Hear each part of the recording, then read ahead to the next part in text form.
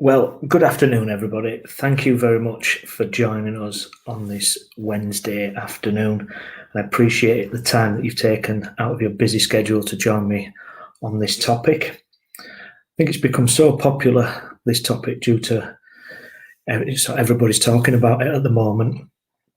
So what I'm hoping for within this webinar is to sort of look at all aspects relating to wellbeing at work, try and dispel any myths that we've got and how we can potentially create a harmonious work environment for both ourselves and our colleagues.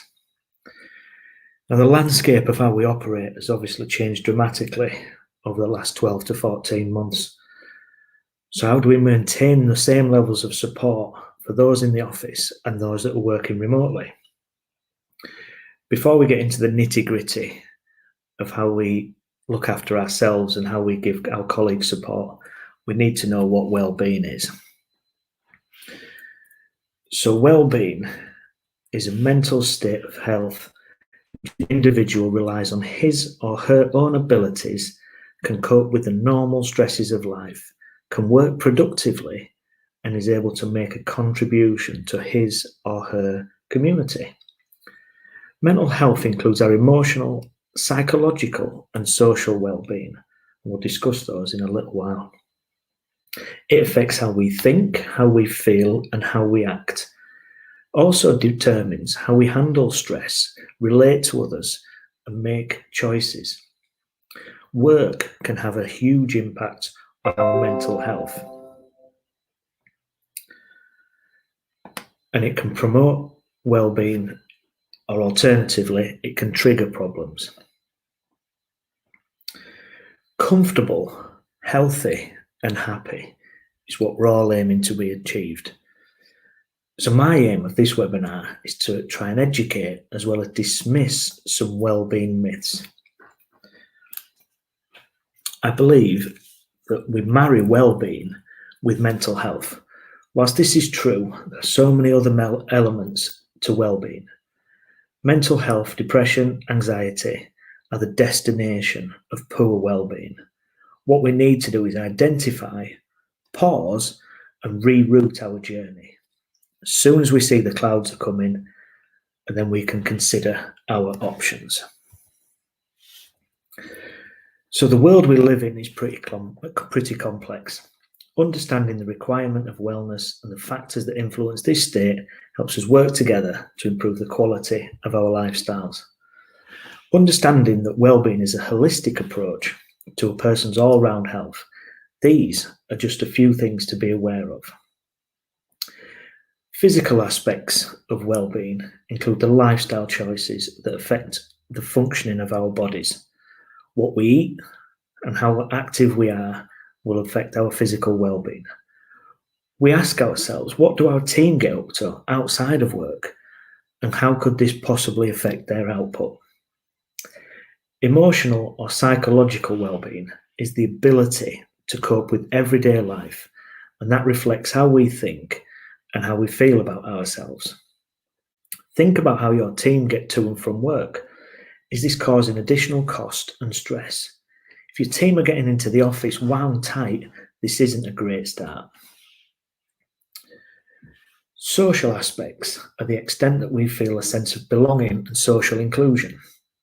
The way we communicate with others, our relationships, our values, beliefs, lifestyles, and traditions are all important factors of social well-being. Imagine not being able to see your family and friends for 12 months. We all like to get away, consider new experiences, holidays, day trips out. This has partly been removed from our lives, and at the moment there's no clear indication as to when we can revisit this, and this gives us very little things in the form of social aspects to look forward to. Spiritual is the ability to experience and integrate meaning and purpose in life, achieved through being connected with your inner self, to nature, or even a greater power, whatever works for you. We can question if our contribution or purpose in the workplace has been questioned recently too. Intellectual well-being is important to gain and maintain intellectual wellness, as it helps us expand our knowledge and skills in order to live an enjoyable and successful life. I work in the education sector and I believe in ongoing CPD.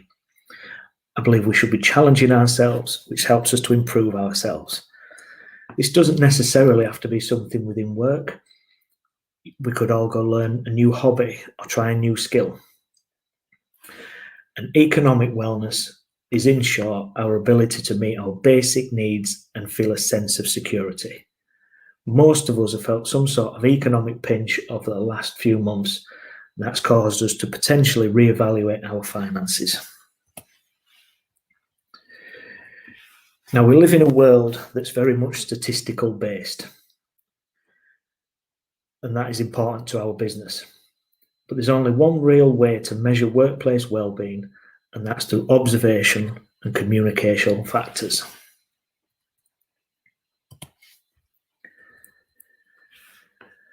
Better mental health support in the workplace can save UK businesses up to £8 billion per year.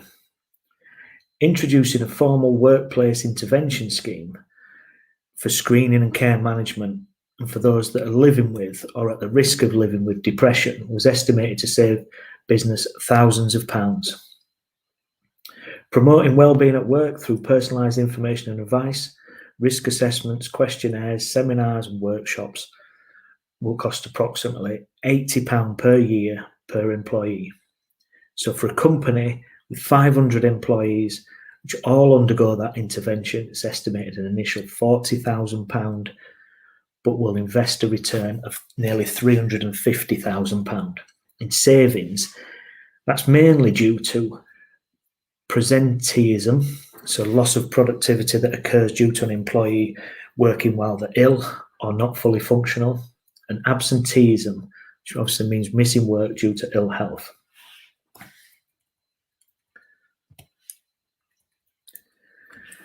Signs that we need to be looking out for our employees. Individual signs such as changes in their behaviour, somebody who's been very sociable previously and then suddenly not talking. Low moods or being tearful. Emotional outbursts, increased emotions through frustration, stress, anxiety, panic attacks or intense irritation. Physical symptoms, headaches, colds, paralysis, tiredness and poor sleep. Over or under eating. Changes in how they think and errors of how they think. So catastrophizing things, things will be terrible, awful, or a nightmare. Worrying about certain things. Not thinking that you're able to do so, or just generalizingly feeling that you're stupid or to blame. People that aren't having breaks. Maybe using alcohol, drugs, or other addictive behaviour. Quality of work or performance goes down, and not being able to concentrate. With regards to our teams, there's certain elements that we need to look out for as well.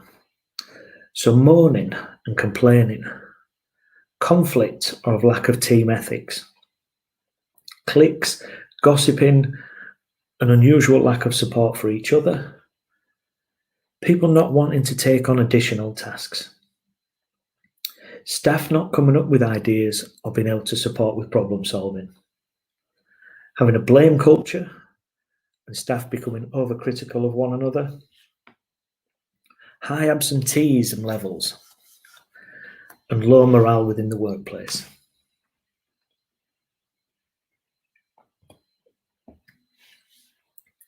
So what can we do as employers? I think it's really important at this point to understand that the signs that we've just discussed are only the tip of the iceberg. There are things that you see or hear or what people do or say. However, this could be a sign of many other things that need to be addressed through conversation to see whether the signs are to do with well-being or something else. Have regular check-ins with your team. Just ask those questions. Are you okay? And then ask, are you okay again? Be on the lookout for signs that we've previously discussed. Be a role model for change and encourage input from everybody. Let's not let our workforce fear change within what we're doing. Connect people more in the office and try not to let them disengage with other people. Discuss and review people's workloads, potentially compromise the output of that. Promote learning in the workplace. This could only improve productivity and positivity. And if you are seriously concerned about somebody's well-being, because they might be at a crisis point or having panic attacks, struggling to get into work, then it's at this point we need to be seeking professional help. What can we do to educate our team? Make them aware of open communications. Have an open door policy where staff members can attend meetings, can drop in and just discuss any issues they have, alongside formal meetings as well. How can we share workloads? Use individuals that at times maybe don't have as much work to be able to take on those work of others. How we can promote this all-round feature of balancing work and life. Encourage our members of staff to leave work in the office. Being honest about working from home. Is it suiting you? Is it suiting your needs? What are your distractions? And also having the correct work setup space at home. Ask them to be involved in any workplace changes that you may consider. Now, we don't know yet what the long-term effects COVID are going to have on our workforce. Anyone returning to work, and more specifically the office, may have slight anxiety problems, and it's important to do whatever we can to ensure they feel as safe and as comfortable as possible. This could include topics such as updating workplace layouts, including social distancing, and including any behavioural changes. When returning to work, it's important that employees can create an updated expectations of behaviour by their employees. Whilst no doubt every business is different, there should be standard practices employees can consider implementing within their workplace. These could be expectations for hand washing. We all know that the best actions to prevent the spread of coronavirus is by washing hands with soap for at least 20 seconds. Remember singing a happy birthday song? We all know that one of the best actions to prevent the spreading of encourage employees to wash their hands often and consider creating policies to reinforce this behaviour. Ban or discourage the shaking of hands. Well, shaking of hands when we meet somebody becomes common practice. This can increase spread of germs, disease and illness. Adjust meeting practices. So encourage limited participations into meetings, advise them that they're spread out and avoid shared multi-touch devices. Restrict any unnecessary business travel. Reducing travel can risk COVID being transmitted, and define what types of business travel are acceptable. Educate on common COVID-19 symptoms and planned responses to that. What happens with positive tests and cleaning procedures and the use of face masks and shields. Specific policies can be created so employees have practices in place for unique situations. These may be an employee who needs to wear face coverings and those that don't. Any employee who is unable to wear face coverings, such as medical reasons, would obviously be exempt.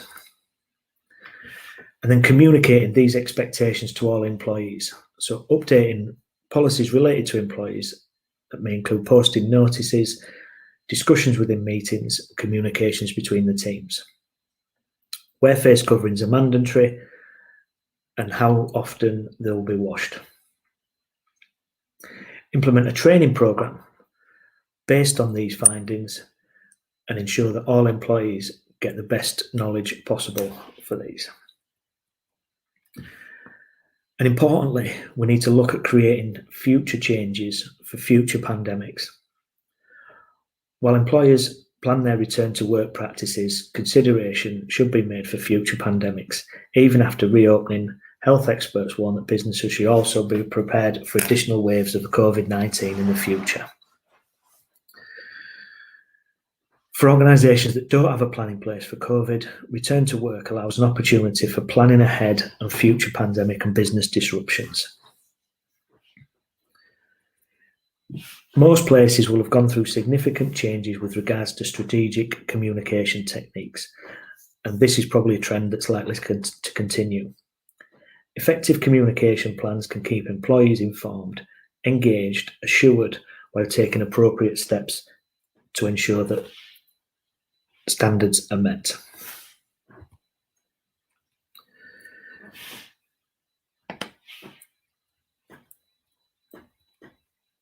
Should you be severely concerned about somebody's mental health or well-being, and they may be at crisis point, if they're having panic attacks, can't get out of bed, weeping behaviour, seeing or hearing things that you cannot help, then it's time to seek professional help. And call the doctor, take them to see him in person. And if you think that they're severely at risk of harming themselves or others, take them to A&E. Mind and Samaritans are two fantastic charities that can be called upon when you feel that there's a necessary, or signpost somebody in the right direction. What I'd like to do now is just take 2 minutes of your day, 2 minutes of quiet time, just to concentrate on your breathing and just take this time to relax. Do this for you. Just take 2 minutes out of your day every day, slow down your breathing, de-stress, release any anxiety or tension, and just give your mind a mental break. Spending time in nature or looking through things like photography can just help reduce stress, depression, and anxiety, and also slows down your breathing and lowers your heart rate. This is something that I think we need to encourage ourselves to do more, and also our colleagues too. So without further ado, let's start to unwind. Just close your eyes, put your feet flat on the floor if possible, and just keep your hands still. Get as comfortable as possible and just focus on your breathing. I'd like to inhale for 4 seconds. Hold that for 4 seconds. And then release that breath for 4 seconds. Repeat that as we go through.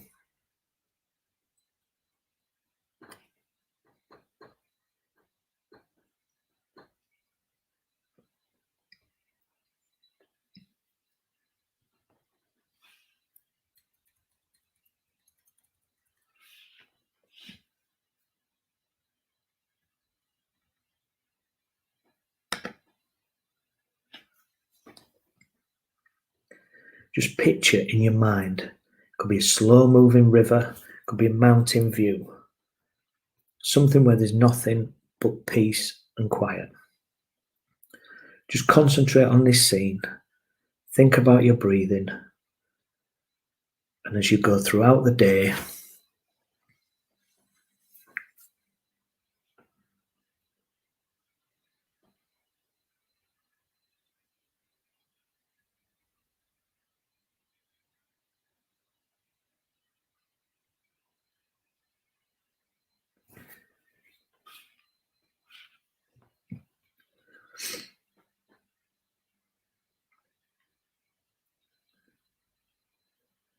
so consider your breathing still. We're just going to come out of this. So just slowly, just open your eyes. Bring yourself back into the room. This is something, just 2 minutes meditation, just where you concentrate on your breathing every day, or even better, every morning, every afternoon. Encourage our team to do it. It could be something that you do at the end of team meetings, before team meetings, whatever you consider is appropriate for your workplace. Just gives us all a chance to reduce that anxiety, lower that heart rate, and just perform better. That sort of comes to the end of our webinar today. I really appreciate all your time and understand how busy people are. You can follow us at Velocity Academy on any of the social medias for future up and coming webinars. And if you have any questions, feel free to drop me an email. It's andrew@velocity-pt.co.uk.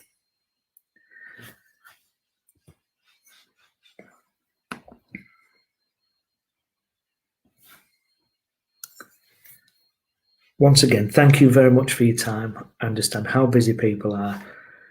Wellbeing is such an important part of our lives.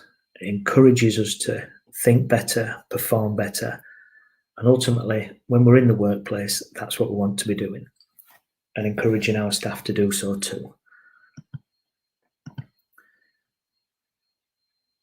Thank you for your time today. If you have any ideas on what you'd like to hear for upcoming webinars, then feel free to drop me a message. Again, andrew@velocity-pt.co.uk. Thank you very much. Have a lovely, wonderful day.